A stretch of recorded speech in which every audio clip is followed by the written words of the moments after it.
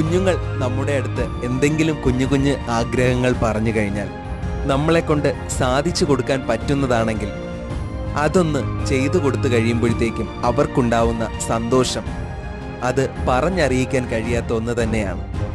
കുഞ്ഞു കുഞ്ഞു ആഗ്രഹങ്ങളും കുഞ്ഞു കുഞ്ഞു സ്വപ്നങ്ങളുമുള്ള അവരുടെ കൊച്ചു കൊച്ചു സന്തോഷങ്ങൾക്കൊപ്പം നമുക്കും ഒന്ന് നിന്നാലോ?